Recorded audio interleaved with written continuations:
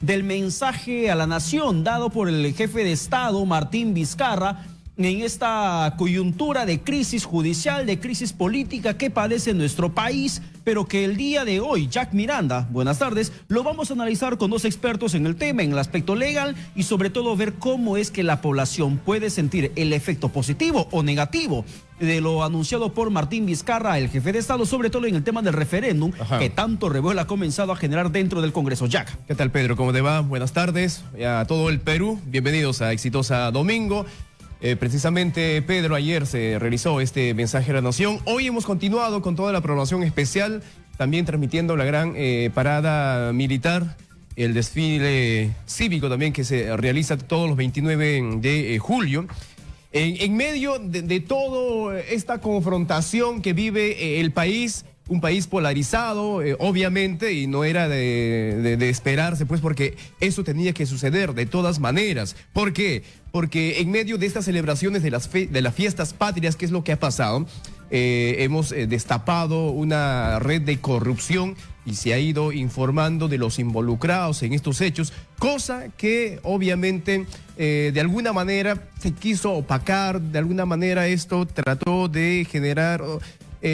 hubo tristeza en cuanto a la población por esta corrupción en plenas fiestas patrias. Sin embargo, no podemos tampoco desmerecer eso, no podemos tampoco dejar de celebrar, porque en sí celebramos a nuestra patria y no los celebramos a esos políticos, ni magistrados, ni fiscales, ni jueces corruptos. En la madrugada se produjo el allanamiento y la detención de la organización de los Cuellos Blancos del puerto, donde se ha detenido a la pieza clave, a el empresario Antonio Camayo, se ha detenido al otro empresario también, Mendoza, y a otras, Mario Mendoza, otras personas, y hay 11 personas en sí detenidas. Hay trabajadores del Poder Judicial, asistentes, ex administrativos, un ex juez, y la gente se pregunta, ¿y cuándo caen los peces gordos? ¿Cuándo cae, por ejemplo, Inostroza? ¿Inostroza para cuándo?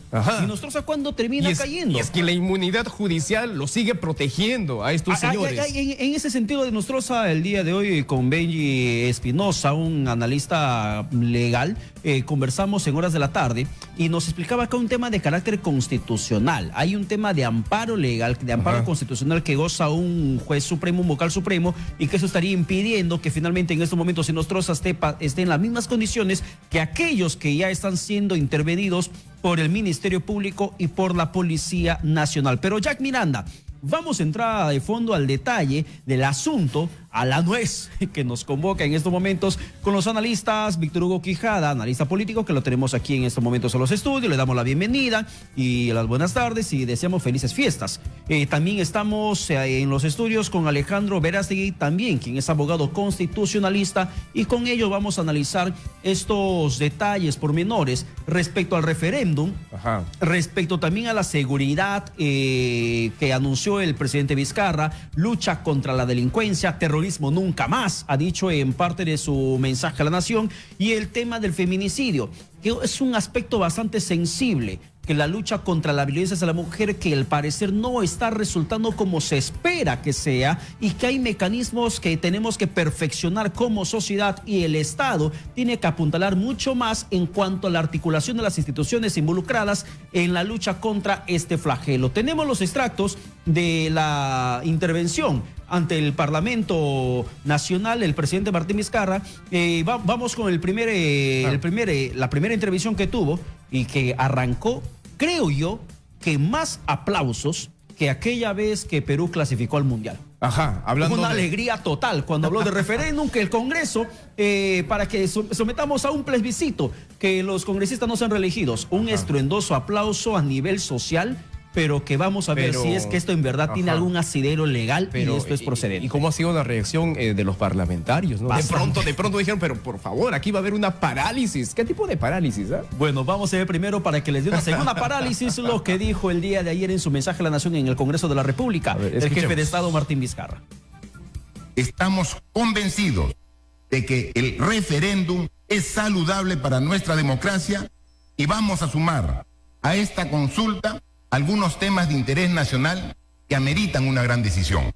Además de la reforma del Consejo Nacional de la Magistratura, consultaremos en esa misma oportunidad a la ciudadanía si está de acuerdo o no con, primero, la reelección de los congresistas, el financiamiento privado de los partidos políticos y las campañas electorales, la bicameralidad, que invoca la reinstauración de 2 cámaras parlamentarias, sin que ello signifique el incremento del número actual de legisladores. Con este propósito, convoco al Congreso de la República, así como a las instituciones del sistema de justicia, en suma, al Estado pleno, a escuchar y respetar la voluntad popular materializada en las consultas propuestas. Ahí está ese extracto referente al referéndum anunciado por el presidente de la República, Martín Vizcarra, el día de ayer durante su mensaje a la nación. Y al respecto de eso, estamos aquí con los analistas para conversar sobre la viabilidad de la misma, si es que esto es posible, es viable o no lo es. Señor Quijada, señor Verástegui, buenas tardes. Una vez más, bienvenidos, exitosas y felices fiestas. Buenas tardes, Jack, Pedro.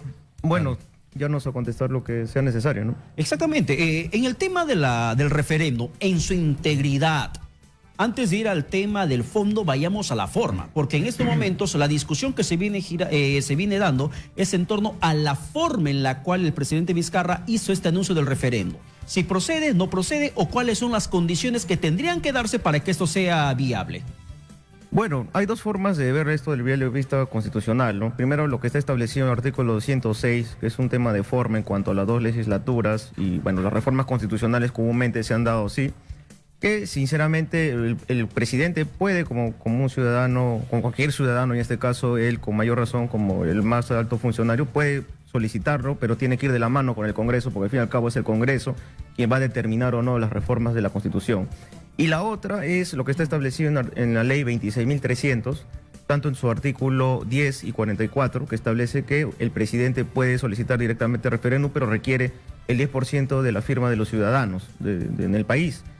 Y así como está la coyuntura, yo veo que más viable esa vía, porque así evita... ¿El tema de firmas? Claro, lo veo viable porque no creo que haya algún ciudadano que no quiera firmar en contra de la reelección o en contra de la bicameralidad. Pero esto va a tener que pasar por el Congreso de la República. En una situación de crisis no hay un poder absoluto que pueda tener el presidente de la República justamente antes de tirarle la pelota a la cancha del Congreso de la República, que él decida esto. Una cosita, a ver, un reto, buenas noches, bueno, Pedro, Jack, Víctor, gracias.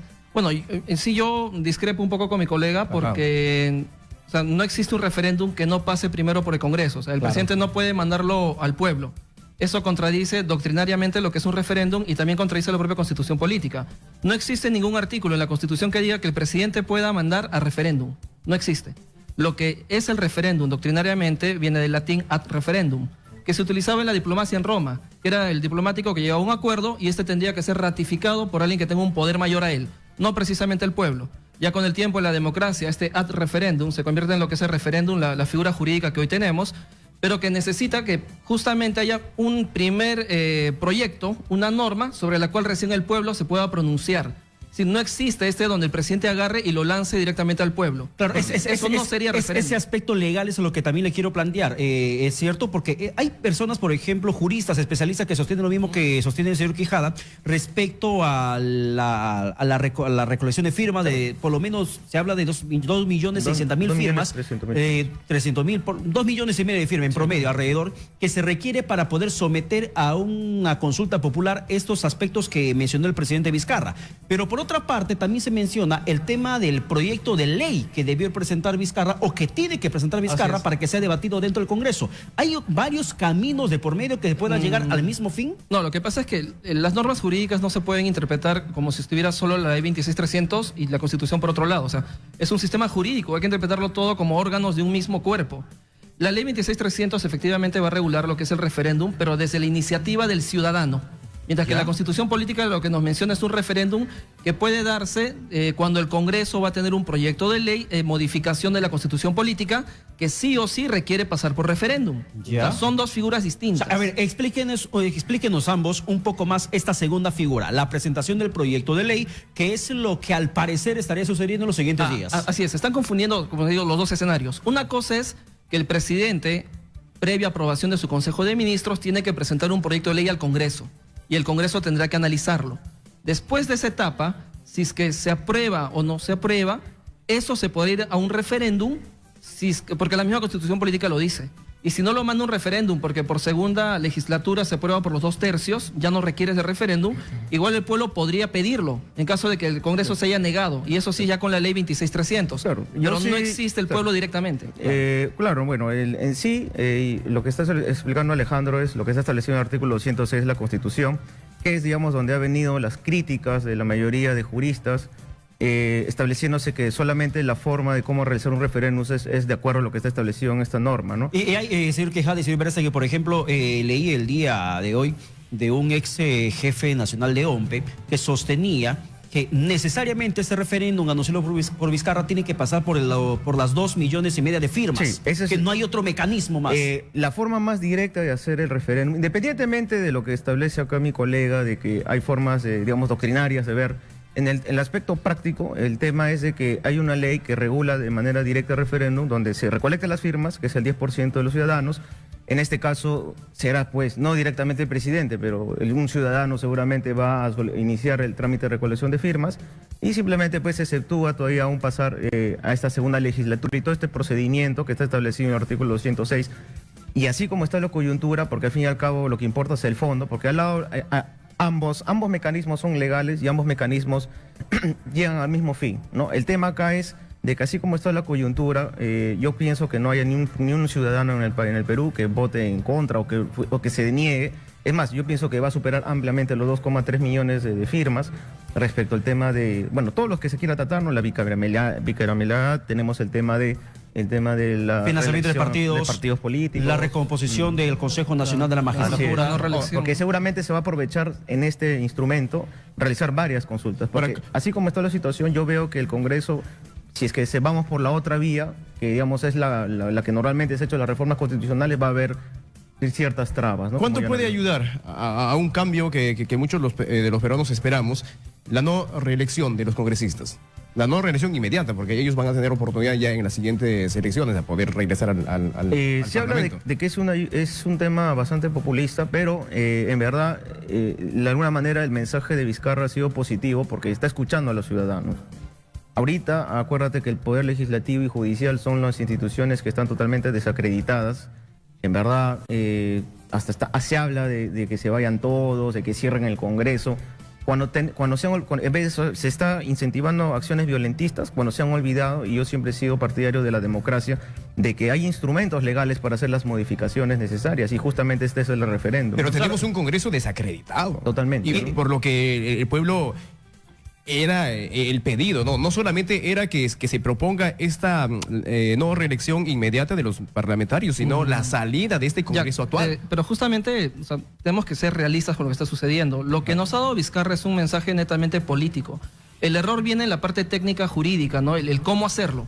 El cómo hacerlo él no te dice porque no es abogado, ¿no? Yo entiendo que sus asesores, los que han tenido que haberle advertido que no se podía ir a un referéndum directamente, pero lamentablemente no se hizo. Por eso es que muchos se burlaban y decían, parece que fue un asesor venezolano, ¿no? Porque allá lo están haciendo así. Claro, pero señor Veras, no creo que Martín Vizcarra se haya encerrado dentro de su oficina, en su cuarto, sin que nadie lo interrumpa, para que elabore un discurso, un mensaje a la nación como el que dio ayer sin ninguna asesoría. Porque alguna orientación le debieron haber dado, por lo menos la Comisión de Reforma del Sistema Judicial, creado hace más de 2 semanas, tras los escándalos de CNM Audios, le habrán recomendado el tema de la vía legal del referéndum, para que se pueda recomponer todo el Consejo Nacional de la Magistratura tras la salida o la echada que le hizo el Congreso. En todo caso, yo entiendo que el asesor no le explicó correctamente los pasos a dar para que se dé el referéndum. Y eso es lo que yo entiendo que él comete el error. O sea, políticamente ha dado... el gusto del público, lo que el público quería escuchar. Un mensaje a la tribuna. Así es, pero técnicamente hay cosas que no son viables. O sea, él no puede mandarle un referéndum directamente. Era uno, o sea, él tenía que haberlo hecho hacerlo recién, porque es lo que va a venir. El ministro de Justicia ya declaró que estará presentando este proyecto de acá a 15 o 20 días. O sea, van a cumplir los requisitos que nos está indicando la norma. Ahora, efectivamente, es un discurso populista, quiere hacer llegar a la población porque todos estamos disgustados con todo lo que hemos visto. Estamos asqueados porque estamos viendo cómo es que la administración de justicia se estaba comprando, se daba dedo. Y como ustedes iniciaron, inclusive hoy diciendo, oye, pero están cayendo mandos medios, ¿y las cabezas cuándo? ¿No? Es que lo que pasa es que también eso se llama delitos de cuello blanco, white collar. caen los intermedios y los de arriba se mantienen siempre. Porque también hay un aura de impunidad en el marco constitucional. Por ejemplo, a Inostroza no lo pueden sacar si antes no hay antejuicio dentro del Congreso de la República, que es otro carácter de forma legal. Lo que pasa es que no es que la norma proteja al delincuente, lo que pasa es que la norma establece el debido proceso, hay que tener pasos a darse. Si yo quitara esta inmunidad, por ejemplo, que tienen en el Parlamento, yo tendría que prever de que todos los congresistas van a robar en un sistema, entonces le quito. Pero es que no es así, se supone que no deberías de robar, se supone que yo aplico un principio de inocencia. No, lamentablemente no está funcionando, pero es que no es culpa de la norma. A pesar de las evidencias, a pesar de que ya se puede comprobar con estos hechos, porque eso está más claro que el agua. O sea, que acá hubo tráfico de influencias, que acá hubo actuación de estos ex consejeros y que simplemente ahora se están siendo protegidos por la inmunidad judicial. Ahora, no hay situaciones excepcionales en que se pueda actuar distinto, o sea, para que se pueda proceder y saltarnos ese debido proceso que nos prolonga tanto tiempo. Lo que pasa es que el derecho, como una disciplina académica, se sobreentiende que va a tener pasos. O sea, yo no puedo dejarme llevar por la emotividad. Es como cuando un violador, lamentablemente, comete un acto contra una menor. Entonces, ¿qué es lo que te lleva a ti la racionalidad en ese momento a decirte la rabia? Pena de muerte. Pero ¿podrás aplicarlo? No se puede porque el sistema jurídico tampoco te lo permite. O sea, yo voy a eso, de que no podemos dejarnos llevar por la emotividad ante temas que son jurídicos. Se tiene que permanecer cierta técnica en esa parte del derecho. Lamentablemente sí hay actores que utilizan mal la norma, como estamos viendo. Hemos escuchado congresistas, en el caso de Becerril, ¿no?, que se citaban en la casa de Guido Águila y que luego se negó, le dicen no. Pero antes ya lo había dicho que sí ante el mismo IDL, cuando él, porque eso ya salió el año pasado, la noticia, nadie le puso atención en esa época. No es noticia vieja. Así es, y recién hoy, por ya todo el escándalo que se dio, es que estalla. O sea, hay actores que sí son negativos, hay congresistas que sí merecen salir, ¿no? Pero es que la norma en ese momento no se puso en ese contexto, ¿no? Necesitamos que sí cambiarlo, hay que hacer reformas. El presidente yo creo que sí acertó cuando habló de los miembros del CNM, de que ya no tienen que ser elegidos en este órgano de representación, que hay que hacer un tipo de cambio en donde ellos postulen, ¿no? De que se dé un órgano con mucha mayor capacidad técnica y profesional. Pero al respecto, señor Verástegui, señor Quijada, también algo que les quiero manifestar es lo siguiente. Por ejemplo, en el tema de los plazos, se menciona que, por ejemplo, el día de ayer en horas de la noche, en la programación especial de Exitosa, tras el análisis del mensaje a la nación, el abogado también constitucionalista Gustavo Gutiérrez sostenía lo siguiente, que para comenzar, el referéndum este año sería inviable por la condición electoral que estamos viviendo. No sé si compartirán ustedes esa premisa. Lo segundo, que por lo menos hasta fines de este año, fines de ese 2018, estaría por lo menos los 15 días que tienen que presentar el proyecto de ley el Ejecutivo, los 30 días que tendría, si es que no lo prorroga el Congreso de la República, para que pueda responder y pasar finalmente a la comisión pertinente para la aprobación del dictamen. Y esto por lo menos se prolongaría hasta marzo del siguiente año en la nueva legislatura, que estamos hablando 2019, luego preguntarle al Jurado Nacional de Elecciones si es que hay disponibilidad presupuestaria para un proceso de referendo. Y si no existe la disponibilidad por todos los mecanismos legales que existen, quedaría vigente para el 2020. Pero 2020 es víspera de elecciones generales. Y según lo que el señor Gutiérrez sostenía, era que vísperas a un año electoral no se puede hacer ningún proceso de referéndum. O sea, tendría que hacerse el próximo año sí o sí, entendiendo además que la reforma del Consejo Nacional de la Magistratura solo está en una situación de emergencia por 9 meses. O sea, estamos con el tiempo apretado. Es viable, reitero, con todo esto que les explico en el ámbito legal, que da otro jurista, ¿es viable el tema de referéndum en cuanto a forma? Para mí sí es viable, porque yo sí soy más, en verdad la ley es importante, pero yo no soy tan legalista, ¿no? Yo pienso que en vez de que la ley subsuma la realidad, es al revés, ¿no? La realidad tiene que aplicar a la ley, ¿no?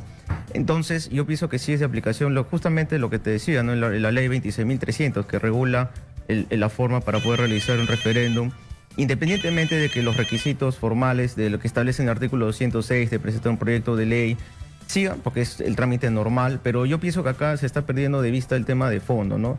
Yo no pienso que sea totalmente un discurso populista. Señor Quijada, antes de entrar al tema de fondo, ese tema de fondo lo queremos dejar para el siguiente bloque luego de la pausa. Queremos desmenuzar la parte de forma, porque este tema de forma, desde que anunció Vizcarra el día de ayer, el jefe de Estado, el referéndum, todo el mundo nos está diciendo que no se puede por ese motivo, por lo aquello, por lo otro. O sea, estamos entrampándonos, ni siquiera se presentó el proyecto y ya nos estamos entrampando en el tema de forma. Y en el tema de plazos, a mí me preocupa que solamente el Consejo Nacional de la Magistratura esté en un proceso de reorganización por 9 meses. Sí. ¿9 meses van a ser suficientes para que se pueda someter a un referéndum? Yo pienso que sí, porque en verdad los plazos, si bien es cierto, son cortos, pero se tienen que cumplir, porque así es el derecho y hay temas formales que hay que cumplir, porque si no son nulos. Tiene que simplemente la voluntad política está, las declaraciones están. Yo no creo que un presidente se mande con un rollo o una declaración a nivel del país, mintiendo. Aquí, de una manera, incluso le mete presión al Congreso para que también actúen, porque si se está luchando contra la corrupción, se está hablando de que tenemos que cambiar el sistema, de que la corrupción es el sistema, estamos hablando de un cambio de gestión pública, se tienen que dar estos cambios, porque si no ahora, va a ser un voto totalmente... Claro, pero ahora adelantándonos vamos a hacer, el público también quiere participar. Claro, hay llamadas telefónicas. Está en el teléfono, vamos también, la gente quiere conversar con nuestros especialistas que nos acompañan esta noche. Hola, ¿qué tal? Bienvenido, buenas noches. Aló, buenas noches. Sí, dígame, ¿cuál es su nombre? Hay que ponerse, por favor, los audífonos. ¿Cuál es su nombre? ¿Desde dónde nos está llamando? Elena, del INSE. Elena, a ver, está con nosotros Víctor Hugo Quijada, analista político. También se encuentra el abogado constitucionalista Alejandro Verástegui. ¿Cuál es su consulta? En verdad que todo esto hastiada, ante todo, felices fiestas a todos sus panelistas, a ustedes. Y de verdad asqueada con todo esto que está pasando. Esto del referéndum también tiene formas y el presidente no puede hacer un comentario así de enfrentar a los peruanos. En verdad, yo no sé quién se lo hizo su discurso, pero de verdad jalado de los pelos. Por otra parte, de verdad avergonzada, soy una ex integrante del ejército y avergonzada con todo esto que está pasando de la corrupción. Pero ustedes se están olvidando de esos generales corruptos que los han sacado de prisión y que han salido la gran mayoría, y que algunos se las pasan de una vida muy placentera con buenas piscinas. Soy una de las personas que fue agredida por uno de ellos porque soy una mujer maltratada. Y no hacen nada, quedó en nada, impune, y ellos siguen gozando bien. Ellos también son corruptos. ¿Por qué no a todos los vuelven a meter presos? Si es que tanto hablan de la corrupción, hoy día he visto cómo han sacado a tipos allanamientos de morada. ¿Qué no hagan con esos generales que han salido pagando a esos jueces corruptos? Es que justamente, gracias por su comunicación, justamente pasa toda esta situación por el tipo de fiscales y jueces que tenemos en el Poder Judicial, pues. Finalmente liberan a los culpables y apresan a los inocentes. 6:30. Bien, muchísimas gracias por la llamada telefónica. Antes de la pausa, Jack Miranda, le quiero plantear la interrogante al señor Víctor Hugo Quijada y al señor Alejandro Verástegui sobre el tema en función, también entrando ya al aspecto de fondo. Nos explicaba que el tema de las firmas, el tema del proyecto de ley y la forma, el mecanismo, los plazos que tendrían que acelerarse para que esto pueda ser viable. Pero también se necesita de la voluntad política del Congreso de la República, un Congreso que está de por medio en este proceso de consulta popular. ¿Qué hacer en caso de que el Congreso de la República se resista, se niegue a someter o a aprobar este referéndum planteado por el presidente Vizcarra? La respuesta luego de la pausa. Regresamos en Exitosa Domingo. Ya regresamos con Exitosa Domingo.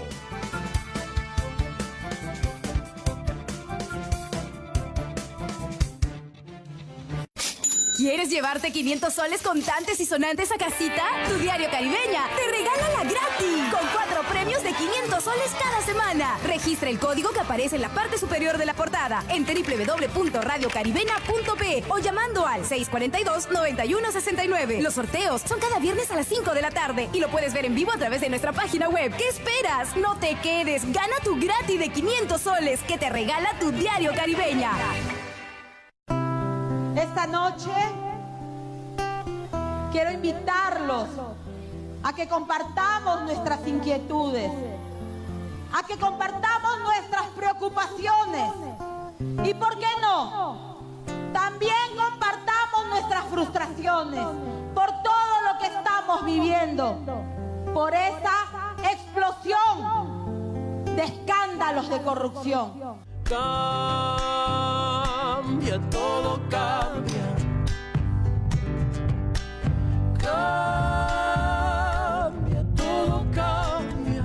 Pero lo más importante, queridos amigos, compartamos nuestras ganas y nuestros sueños de que esto cambie. Cambia, todo cambia. Yo, queridos amigos, yo no robo, yo no miento, yo no traiciono a nadie. Yo hoy vengo a expresarles mis sueños y mis ilusiones, porque estoy convencida que todavía existen peruanos honestos y decentes con verdadera vocación de servicio. Y por supuesto que yo voy a demostrar que sí vamos a cambiar Lima. Cambia, todo cambia. Cambia. No dejemos que nadie rompa nuestros sueños, que nadie termine con esta ilusión que tenemos de cambiar los destinos de Lima. Cambia, todo cambia. Les pido que no nos dejemos robar la esperanza. Continuamos con Exitosa Domingo.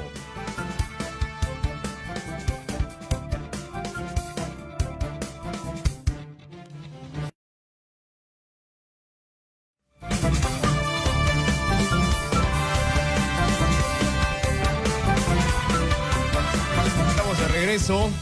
Son 6 de la tarde con 34 minutos. Esto es Exitosa Domingo, hoy 29 de julio de 2018.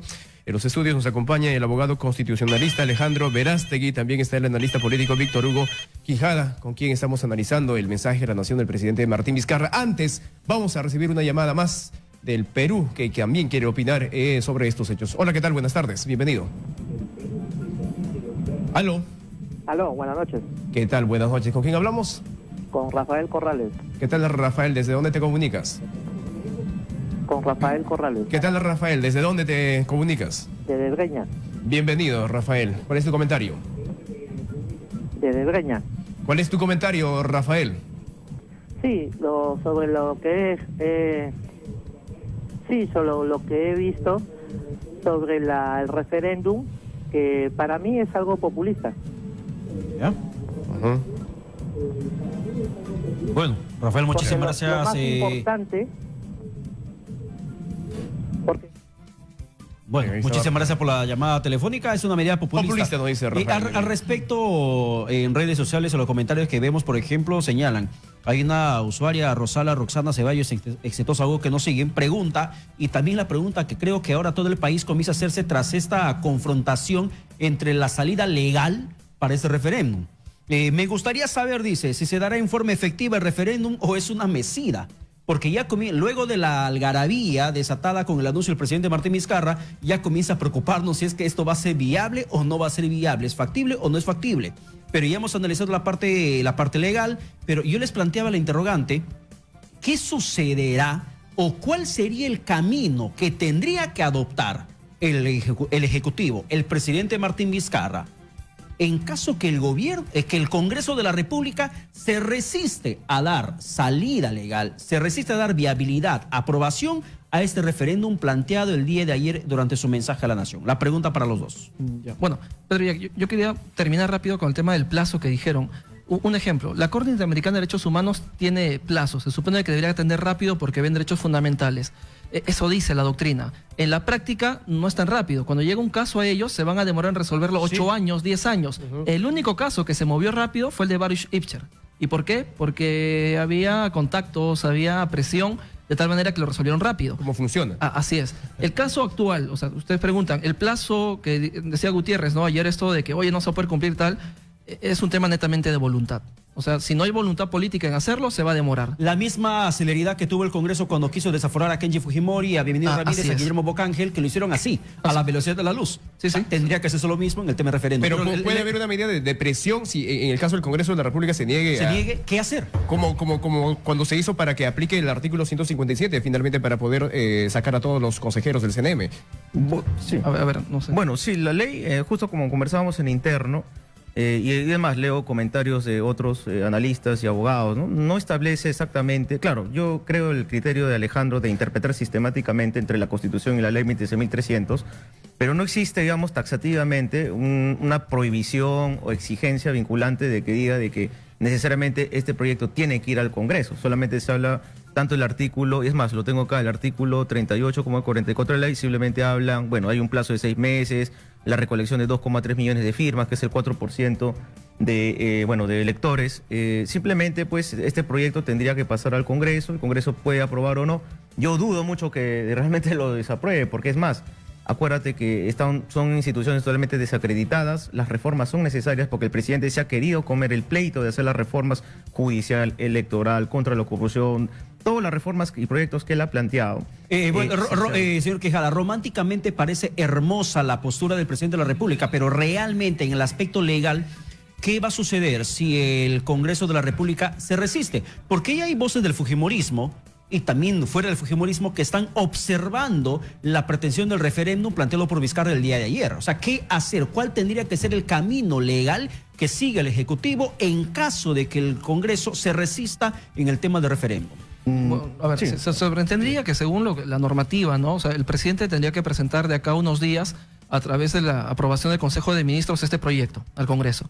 El Congreso, si es que llega a aprobarlo o modificarlo, según la propia Constitución, esto va a tener que irse a referéndum, a menos que en la segunda sesión lo aprueben también por mayoría absoluta, las dos terceras partes, entonces ya no se requiere del referéndum. Pero ¿qué sucede si el Congreso agarra el proyecto del presidente y le dice, ¿sabes qué? No me importa, ¿no? Lo deja de lado. Bueno, hasta tildaron de ignorante a Martín Vizcarra, el presidente de la República, desde el fujimorismo. Bueno, o sea, nada nos sorprende en este Congreso. Claro, pero ya es una respuesta inmediata que le dieron al pedido de referéndum. ¿Qué hacer? ¿Qué tendría que hacer el Ejecutivo? Agarrándose el aspecto legal. Es que en este caso, si es que no funciona, yo ahí sí veo que tendríamos que agarrar la ley 26.300 y desde la iniciativa ciudadana pedir, no, quiero que esto sí se vaya sí o sí al referéndum. ¿Por qué? Porque ya hubo una negación del Congreso y esa negación del Congreso es la que quiero mandar al referéndum para analizar este proyecto. O sea, si el Congreso de la República se sienta en el pedido de referéndum hecho por Martín Vizcarra, por el jefe de Estado, legalmente el Ejecutivo está atado de manos y pies en el aspecto legal. No puede hacer una insistencia o como dice Jack, una medida autónoma para que pueda impulsar de por sí este proceso de consulta popular? Claro, o sea, por eso, lo que venía hablando desde el inicio, ¿no? Si es que no se va por lo que establece el artículo 206, es lo que ustedes hablan, ¿no? De las 2 legislaturas, el procedimiento, pero hay otro procedimiento, mecanismo, que si bien es cierto, como digo, uno interpretando sistemáticamente puede decir de que primero es el artículo 106 y la ley simplemente complementa el artículo 106. La otra son 2 normas separadas. El artículo 106 establece uno, que es lo que tú dices, ¿qué pasa si el Congreso rechaza? Aplicaríamos directamente la ley 26.300, donde la ciudadanía promovería estos cambios constitucionales, estas reformas. Ahora, ¿no? Víctor Hugo. Recolectando las firmas, claro, es más tedioso, es muy costoso. Pero ojo que la 26.300 recién la aplicas cuando ya existe un proyecto adentro. No, si no existe, no tienes nada que pedir. Pero yo pienso que pero si el proyecto ya está presentado, ya no tendría tampoco por qué juntarse firmas, solo le espera que el Congreso lo apruebe. Pero si lo presentas y el Congreso lo rechaza.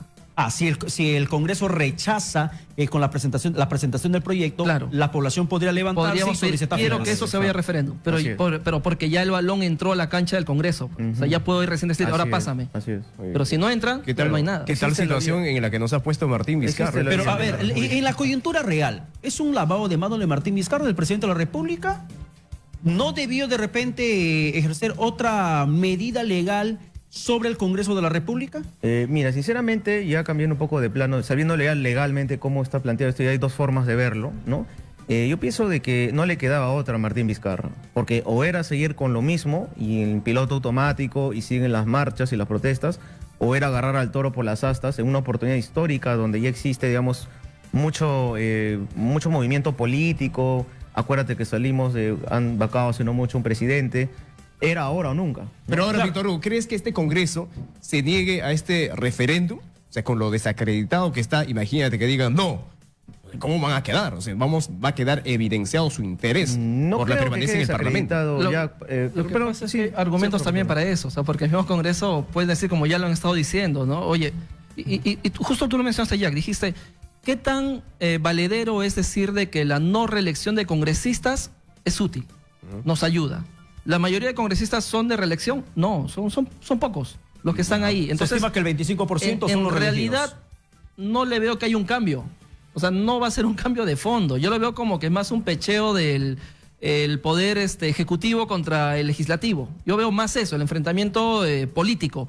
Y simplemente Vizcarra está viendo que es la oportunidad, porque todos estamos asqueados de que los tres poderes están contaminados, y dijo, este es el momento para que ataquemos también el tema de reelección. Es un juego político el que hizo el día de ayer. Yo veo que es eso, más lo veo tipo House of Cards, un juego de cartas. Ya, pero ahora, perdón, Jack, en el tema, por ejemplo, ya de lleno al fondo, la gente lo que pedía, honestamente, no es un referéndum para que vea si es que hay o no reelección parlamentaria, sino la gente no toda la población, pero una parte importante de la población pedía el cierre del Congreso. La gente pedía más que se vayan todos. Pedía que se vayan todos. El referéndum así se dé, así el Congreso de la República acelere la aprobación, la viabilidad del referéndum, eso no significa que este Congreso, el de Becerril, el de Ponce, el de Mulder y el que todos podamos mencionar, se va a ir. Vamos a tener que soportarlos hasta el 2021. ¿Es un calmante? Pero el mensaje de la nación del presidente. Pero hay que tener una cosa en cuenta, ya, Pedro. Y no es por salvar al Congreso, porque yo también no apruebo el Congreso, pero más bien puede ser la oportunidad histórica también para que el Congreso se reivindique, ¿no?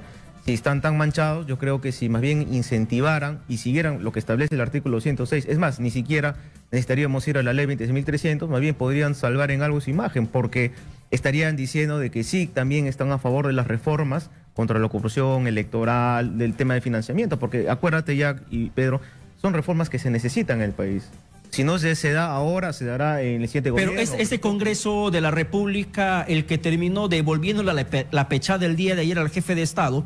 ¿Acaso va a tenerse ese mea culpa? ¿Se va a golpear el pecho haciendo un análisis, una reflexión, anticipando Semana Santa, el Vía Crucis? No lo va a hacer. Ya pusieron las cosas en su lugar, supuestamente, para ellos, al presidente de la República. Acá pasa por un tema, creo que hasta un poquito psicológico. Cuando un delincuente comete un acto de corrupción, por ejemplo, él piensa que lo que estaba haciendo era lo correcto. Aquel juez que era corrupto, aquel fiscal corrupto, aquel abogado corrupto, piensa que lo que está haciendo es lo normal. Dice, así es el sistema, así tenemos que actuar. Entonces, en su mente como que justifica que así tiene que darse todo. Efectivamente, yo creo que los cambios que ha propuesto Vizcarra sí eran necesarios, muchos de ellos fundamentales, ¿no? Esto de que se revise toda las designaciones que ha hecho este Consejo Nacional de la Magistratura, porque habría una presunción de que todo esto está de cabeza. Ahora, más bien en su defensa, los congresistas han salido a decir de que la no reelección de los parlamentarios haría de que inexpertos, ahora no sé, aquellas personas que no tienen conocimiento de lo que es la función dentro del Parlamento, estén ingresando ahí y no sepan el manejo de los temas en el Congreso. Entonces, su preocupación de ellos de pronto es la inexperiencia. Pero no se supone de que si yo voy a postular al Congreso de la República, tengo que tener una preparación, ¿no? O sea, yo soy postulante, tengo que tener conocimiento. Es más, tengo asesores. Para eso están los asesores, para que me ayuden también dentro de mi función como parlamentario. Sí, Jack, pero lo que pasa es que ahí, miren, tenemos que ser pragmáticos en ese tema de qué pasa cuando tú haces un cambio de gestión. Yo asesoro sindicatos. Cuando haces un cambio de gestión, el nuevo secretario general, nueva junta, demora aproximadamente un año en aclimatarse, en conocer lo que está haciendo. Su siguiente año ya empieza a sembrar todo lo que va a ser los cambios. Y recién para el siguiente ya empieza a recoger todo lo que él ha sembrado. Lamentablemente en el Congreso también funciona igual. O sea, sí es verdad eso. O sea, si tú sacas a todos y dejas a todos nuevos, van a haber cosas que no van a saber cómo manejarlas. Ahora tú dirás, pero él está postulando, debería estar preparado. Lo que pasa es que en una realidad doctrinaria donde hay un verdadero sistema político correcto, hay partidos políticos que ya tienen gente que se ha formado y conoce de todo esto. Y hay partidos que tendrían que estar orientando, pero dando en ese sentido, el presidente de la República... Pero uno cuando postula a la presidencia de la República no tienes una experiencia. Y entonces tendría que ser un presidente de por vida, porque ha agarrado experiencia en los 5 primeros años, tendría que continuar en otro periodo más y así. No, claro, pero es que se supone que nosotros cuando somos votantes tendríamos que elegir un presidente que tiene por lo menos cierta gestión de haber hecho algo en su vida, haber llevado cierta gestión empresarial, gestión en sectores públicos. Claro, pero ¿no? la realidad nos dice que terminamos muchas veces eligiendo a gente que no tiene mayor capacidad profesional o técnica y que tiene mucha incapacidad moral. Y justamente eso viene a lo mismo que les decía. ¿Por qué? Porque no hay un verdadero sistema político en nuestro país. No hay partidos que estén fortaleciendo a ese punto quiero llegar. Por ejemplo, si hablamos de que esta propuesta del referéndum planteado por el presidente Martín Vizcarra finalmente no va a ser que este Congreso, el Congreso que está manejado por el fujimorismo, más allá de que pueda haber voces a favor o en contra de del manejo político que ellos puedan tener, este Congreso no se va a ir. Que eso es lo que muchos piden, no se va a ir, se va a quedar hasta el 2021. Pero el problema, entendiendo que ellos van a hacer este mismo Congreso que no se va a ir por más que se dé el referéndum, ellos son los que van a implementar los mecanismos legales para las siguientes elecciones en el tema de reforma de partidos políticos y en la reforma electoral, que también lo han hecho a su manera.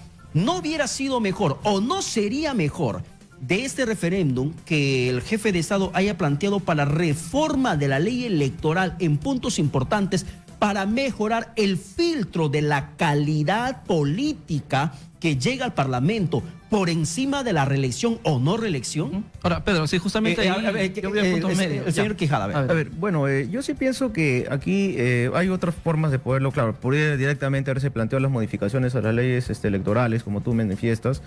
Sin embargo, yo sí pienso de que aquí, dejamos el lado, digamos, formal. El Congreso tiene que realizar sus actos. Mira, nosotros no vamos a pasar a ser un país de primer mundo si es que no actuamos con cabeza fría y nos dejamos llevar por los apasionamientos políticos y hablamos con subjetividades. Si bien es cierto, ya han habido pronunciamientos en caliente de muchos congresistas como que parchando el tema, diciendo yo no voy a votar a favor, pero acuérdate que ellos no son el Congreso son 130. Seguramente este tema se va a ir discutiendo con el tiempo, llegarán, acuérdate que hay negociaciones internas, el Congreso, la política es negociación, y seguramente si es que este Congreso también es su oportunidad histórica para realizar estas reformas, que nadie las quiere hacer, ¿no? Porque si es que el presidente seguía con el mismo discurso que venía Kuczynski y el Congreso se pone en contra de estas propuestas de reforma que está realizando el presidente, no cabe duda que solitos se están sacando, porque acuérdate, si es que ellos no hacen este cambio, la población, ahí sí se va a aplicar lo que ustedes dicen, que se vayan todos, porque es decir, ellos mismos estarían cerrándose a la oportunidad de reforma y cambio que se requiere. Más bien ellos tienen la oportunidad, desde un punto de vista, de poder hacer los cambios históricos que no lo ha hecho ningún Congreso anterior, y de repente de ser un Congreso desacreditado, al menos podrán salvar en algo su honor. La renovación por tercio, la renovación por la mitad del Congreso de la República era otra posibilidad que también se estaba barajando en su momento. A eso iba justamente. Pero antes de que nos acotes, perdón, por favor, vamos con la llamada telefónica. Correcto. El público está con nosotros también a través del 251-9422. Hola, ¿qué tal? Buenas noches, bienvenido. Aló, muy buenas tardes. ¿Qué tal, señor? ¿Cuál es su nombre? Víctor Bravo, de Ayacucho. Desde Ayacucho, ¿cuál es su comentario? Perdón, permítame, solamente voy a resumir. En verdad que es muy interesante el tema que están tocando. Voy a resumirlo. Justamente va relacionado con todos los temas que están tocando. Somos un colectivo ciudadano por la democracia aquí en Ayacucho. El 25 de julio hemos enviado una propuesta, y esta propuesta ya está en la mesa del presidente de la República y tanto en el Congreso. ¿Qué es lo que planteamos nosotros? Una propuesta nacional para la reestructuración del aparato del Estado.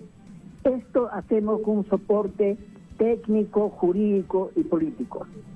De tal modo, me parece, claro, sin quitar los méritos del presidente Martín Vizcarra, lógicamente el problema no está tanto lo que él dice con la no reelección del Congreso, no. Lo que se quiere aquí, hemos planteado en esta propuesta, solamente así de manera síntesis, le voy a decir que tanto el Congreso, en este caso el presidente, con el apoyo del Congreso, necesariamente tiene que declarar en emergencia a las instituciones del Estado. Y entonces, en ese proceso, necesariamente tiene que haber una comisión de alto nivel pero integrado con personas de alta moralidad, y para hacer tú un análisis, evaluación, y de ahí para proceder con un concurso de alta competencia y una serie de cosas. En resumen, en la próxima vamos a elaborar, vamos a difundir, vamos a ir a Lima a sustentar técnicamente, jurídicamente, el plan. ¿Por qué nosotros planteamos de ese modo? Porque no hay otra salida. ¿Ustedes se han sido citados, están agendados para una entrevista con alguien del Poder Ejecutivo en esta cita que nos está mencionando? Sí, mira, ya lo tienen conocimiento. Entonces, nosotros no tenemos ningún, pero tenemos, creo que todo el derecho, de acuerdo a la Constitución, nos corresponde plantear técnicamente el por qué. Y definitivamente me parece que va a empalmar cuando vamos a sustentar ante el presidente de la República, ante el Congreso. Necesariamente tiene que haber una discusión altamente técnico, entonces con la finalidad de minimizar, porque decir que de raíz vamos a eliminar la corrupción, eso en realidad va a ser gradual. Entonces, eso era mi participación. Definitivamente esto va a diseminarse a nivel nacional. No es que solamente de una región, sino para el bien del país. Bien. Y eso es lo que quiero transmitir, señor periodista. No, bien, más bien le agradecemos y le felicitamos a la región Ayacucho por esa iniciativa ciudadana que está presentando, preocupados por la realidad política y estatal a nivel de manejo público, lo que estamos padeciendo como población.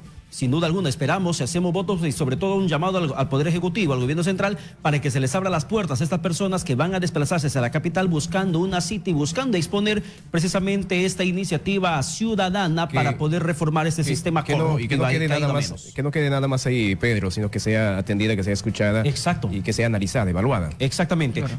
Continuamos. Sí, Pedro, justamente mencionaba este tema de la reelección, ¿no? Yo mencionaba de que si hay un problema cuando llega una nueva dirigencia a un lugar y no conoce. Lo que pasa es que yo me pongo yo a pensar, ¿no? Aristóteles decía, siempre busca el justo medio, no te vayas a los extremos. Yo creo que el justo medio sería esta propuesta en la cual, que haya reelección, pero que ya no haya una tercera ocasión. Se supone que el cuadro que se está retirando ya dejó un cuadro nuevo, que puede aún mantenerse en el Congreso. De esa manera evitas que se dé la reelección de todos, que se vuelvan permanentes. O sea, me sostienes el tema de la renovación. Así es. Yo creo que eso sería lo más adecuado. Ahora, con respecto a la llamada que hizo Víctor Bravo, ¿no? Desde Ayacucho, bueno, felicitarlo por la iniciativa. El presidente también mencionó este tema del cambio de las instituciones. Giovanni Sartori tiene un libro que se llama Ingeniería Constitucional. Se basa en que la constitución política debe funcionar adecuadamente y la sociedad también, porque fortalece las instituciones, no precisamente los derechos, los principios, sino netamente las instituciones. Si las instituciones funcionan bien, el sistema va a funcionar. Lamentablemente en nuestro país nuestro sistema no está funcionando y las instituciones son débiles. El CNM se cae a pedazos, ¿no? El Tribunal Constitucional inclusive también estaría en el problema. El presidente ha dicho, para hacer la reforma del sistema de justicia, ¿qué ha propuesto? Tener una comisión donde él preside, como presidente de la República, luego está el presidente del Congreso, el presidente del Poder Judicial, el presidente del Ministerio Público, el presidente del Tribunal Constitucional, el del CNM y la Defensoría del Pueblo. Pero ¿qué problema tiene? La Defensoría, ¿quién la elige? El Congreso. Al Tribunal Constitucional, ¿quién los elige? El Congreso. Entonces estamos viendo de que en realidad todo sigue siendo un tema netamente político exactamente, y no técnico ni jurídico. Ahí está el error que tiene el presidente en el discurso que ha dado. Y además de que cuando estamos hablando nosotros ya casi una hora del programa respecto a el referéndum sobre el tema de la reelección congresal, pero estamos dejando de lado el meollo del asunto, que es la recomposición del Consejo Nacional de la Magistratura, porque si hablamos de referéndum por el Congreso, es un tema de juego de poder, juego de tronos. No es otra cosa más que eso. En cambio, si hablamos sobre el tema del Consejo Nacional de la Magistratura, estamos hablando realmente en la crisis que se ha desatado, dónde está su génesis, su origen. Desde la influencia e interferencia política que tuvo el Congreso de la República, la composición de sus integrantes que han sido sacados, y lo que podría venirse ahora tras esta reorganización que se ha sometido por 9 meses de declarado en emergencia, señor Quijada. Bueno, yo vuelvo a reiterar de que para mí, sinceramente, yo pienso de que no hay un problema técnico, legal, porque nosotros, sobre todo los políticos, no pueden, digamos, hundirse y de repente ahogarse en un tema de discusión técnica, porque los técnicos simplemente lo que tienen que aplicar es la norma. Y si bien es cierto, hay plazos cortos, se tendrán que aplicar lo que establece la ley. Pero aquellos que se oponen tanta leguleyada nos van a inventar, nos van a sacar en el camino. Pero por eso digo, no creo que el Congreso, así como está totalmente desacreditado, se haga harakiri, ¿no? Lleguen al final a dejar de lado la reforma, ya cuando el presidente mismo les ha metido la presión en un discurso presidencial, porque acuérdate, no es que él haya salido en un canal o en prensa a decir que iba a hacer estos cambios. Él esperó el momento indicado, que es el día del discurso, que todos los peruanos hemos estado escuchando en nuestras casas, y ahí es donde él plantea esta reforma. Recomposición del Consejo Nacional de la Magistratura por mérito profesional. Una meritocracia que él plantea que para los integrantes del Consejo Nacional de la Magistratura. ¿Esto es la mejor opción? Sí, bueno, para terminar justo lo que tú mencionabas respecto a la reforma del Consejo Nacional de la Magistratura, es necesaria la meritocracia. Acuérdate que esto como sistema de gestión pública, el tema de personal, se planteó del año 2011 con la creación de Servir, y ahí viene toda esta escuela de la aplicación de la meritocracia al Estado. Dejemos de lado, como te digo, el aspecto subjetivo, las politiquerías. Claro, ¿no? pero si hablamos de Servir tampoco la gran experiencia, porque hay tanto cuestionamiento que en este momento pero las ideas, nadie quiere servir. Exacto, ¿no? Pero las ideas, los principios están ahí. Acá lo que falta es aplicar, tener mano firme, que es lo que al menos el presidente está tratando de tener ahorita, ¿no? Es que en toda esta reforma, justamente, estimados amigos, lo que tiene que pasar es cambiar el sistema, ¿no? Un sistema que ha sido corrompido justamente, y valga la redundancia, por estos corruptos. ¿Qué es lo que sucede? Yo puedo ser un abogado, tengo todas las buenas intenciones de ejercer, cuando estoy en la universidad tengo esa intención de salir y ejercer el derecho como se debe. Quiero seguir profesionalizándome, quiero seguir creciendo, quiero ser fiscal, quiero postular una plaza como juez. Pero llego, toco las puertas, postulo una plaza y me dicen un ratito, acá no valen tus méritos, acá no vale tu cartón, acá no vale tu conocimiento, acá tienes que ser mi amigo y acá me tienes que comprar esta plaza. Y esta plaza cuesta. Y eso me hace recordar, Jack, lo dicho por Walter Ríos, acá no entran los mejores, aquí entran los amigos. Entonces los mejores amigos. Los mejores amigos. Entonces yo necesito trabajar en la fiscalía. Entonces, desde el ingreso nada más me están corrompiendo y me vuelvo también un corruptor. Entonces saco mi dinero, mis 500 hojas verdes y toma ahí, te doy. Y luego, estando ya dentro del aparato, conozco el poder, ya me vuelvo corrupto también en esa situación. Y cuando ya alcanzo un cargo, más tarde voy a hacer lo mismo que hicieron conmigo. Entonces, alguien que venga a solicitarme una plaza, le voy a decir, un ratito, la situación acá es así. Acá cuesta tu plaza. Esto tiene precio. Acá todo se compra, acá todo se vende. Por eso, insisto, un sistema corrompido, el cual se tiene que cambiar. Y ojalá esta reforma, yo no sé cuánta esperanza exista de que ese sistema cambie para evitar seguir hablando de la corrupción y tengamos un desarrollo. Sí, justamente ya como mencionas el tema del abogado, ¿no? Efectivamente Vizcarra también se enfocó al tema del abogado, que hay gente que dice, pero consíguete un abogado mafioso y que el Colegio de Abogados va a tener que sancionarlos disciplinariamente. Pero oye, el Colegio de Abogados hasta ahora no suspende, por ejemplo, a Rodolfo Orellana Rengifo. Tú lo ves en la lista del Colegio de Abogados y sigue como abogado hábil. Oye, ¿y el Colegio de Abogados entonces Walter qué está Ríos, haciendo? por ejemplo. No tendríamos que esperar ese tema que se suspenda o no se suspenda. Yo creo que lo que mencionas es ese tema de principios y valores. Lo que pasa es que eso no pasa en las aulas universitarias, eso viene de casa. Las personas que son correctas y han sido formadas adecuadamente, así tú lo tientes, él va a decir, no, espérate, esto no es no es correcto, no es adecuado. La universidad le da la educación, le da la parte técnica, pero el tema de principios y valores viene de tu casa. Si hay mucha gente en el CNM que conoce de esta situación y no comparten, pero callan. Y al callar son cómplices o no son cómplices. Son partes del sistema. Por eso es que todos nosotros tenemos que hacer que no callarnos. Tú ves un acto ilegal, denúncialo. O por lo menos haz bulla, pues. Porque cuando se estás sometiendo a una entrevista personal y a mí me preguntan sobre cómo es la preparación de un ceviche de pato, un ratito yo digo, yo, parte del CNM, digo, oye, colega, ¿qué estás preguntando, Pedro? ¿Así vamos a hacer ingresar? O sea, a mí no me gusta. De repente Pedro arregló ya con los postulantes, pero levanto mi voz de protesta. Digo, la situación no tiene que seguir así. O sea, ¿qué arreglo tú tienes con ese postulante para que le lances esa pregunta? ¿Con eso va ¿Eso es mérito suficiente como para que alcance una plaza fiscal?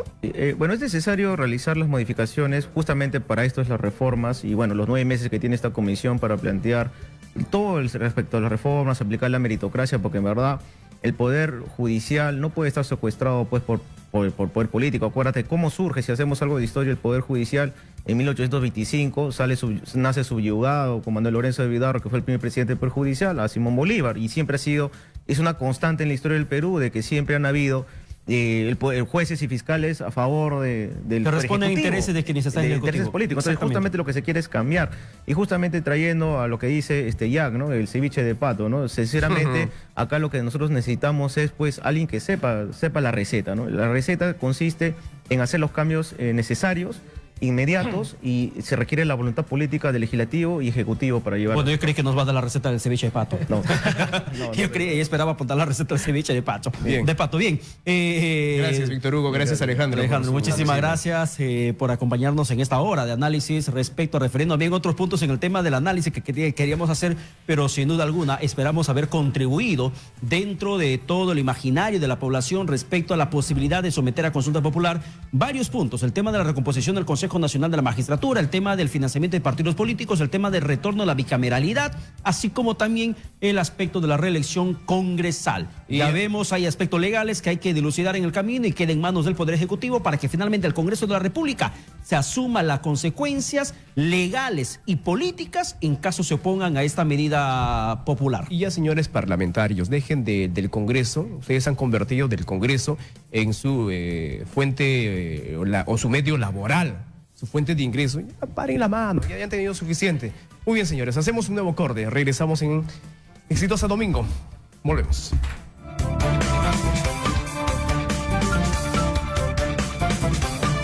Exitosa Domingo.